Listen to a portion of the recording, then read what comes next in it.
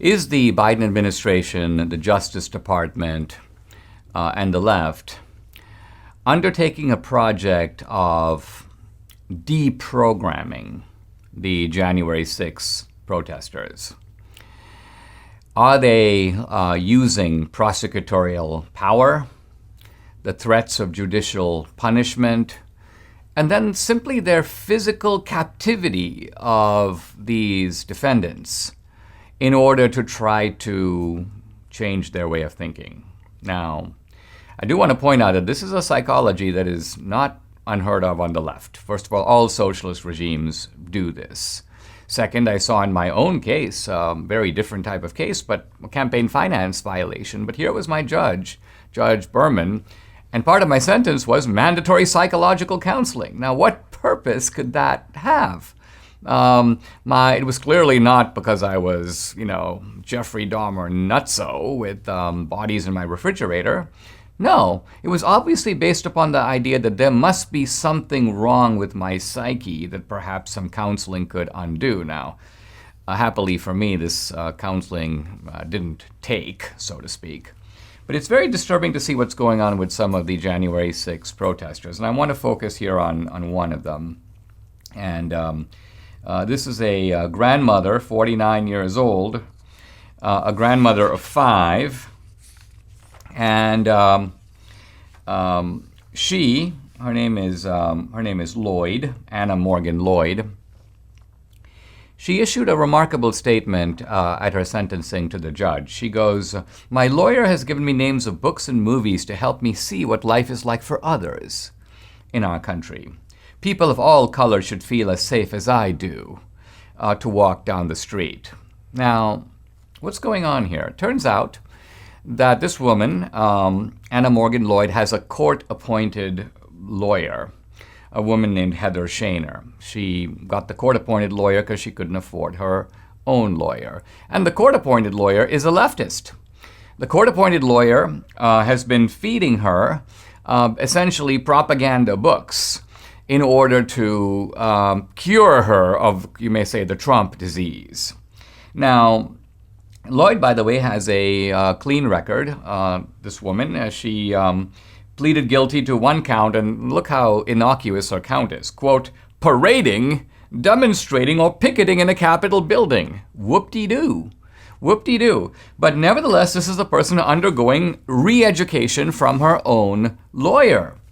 And her lawyer, I'm now quoting her, you get a sense of what the lawyer's politics are. This is the woman named Heather Shaner. She says, quote, "While America is a great country, quote, it was born of genocide of the Native Americans and the enslavement of people." So this is the ideology they now want to push on this woman. And let's remember that these people, a lot of these January 6 defendants are kind of vulnerable. They're in captivity. Their finances are ruined. They can't afford lawyers. So they are at the mercy of the government. In fact, in some cases, they're even facing intimidation by the guards who feel a kind of democratic green light to abuse these prisoners. And this woman, Heather Shaner, starts sending Anna Morgan-Lloyd, all kinds of literature. "Bury My Heart at Wounded Knee," a kind of Native American sympathy tract. "Schindler's List," as if the Nazi atrocities in Germany and in the occupied territories in Europe have something to do with American history. A documentary called "Burning Tulsa," as if the past in Tulsa 50 years ago, by the way, the Democratic Tulsa of that time, somehow explains what's going on in America today.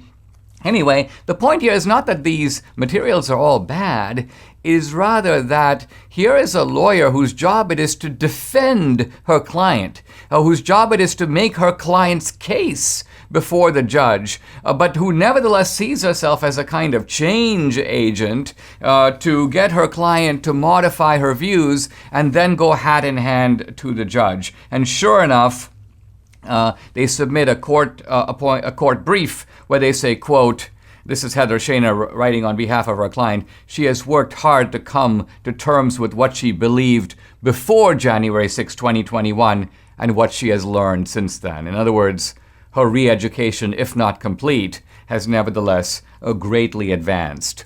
and the judge goes, okay, we'll give her a light sentence, 3 months probation and a $500 fine.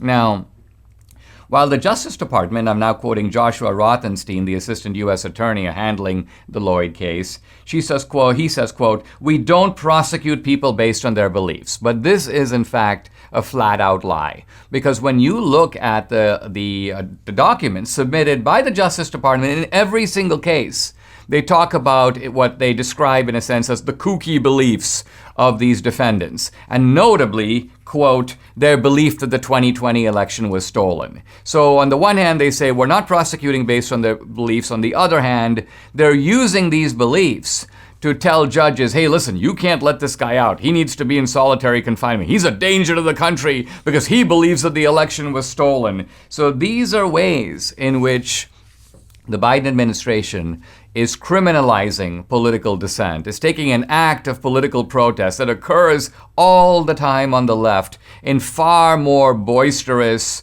noisy, harmful, violent, and savage manners. And those acts are overlooked, excused, minimized. Kamala Harris even puts up bail money where needed. But in this case, you have people, vulnerable people, people without resources, who are being harassed, targeted, and as it turns out, also ruthlessly propagandized.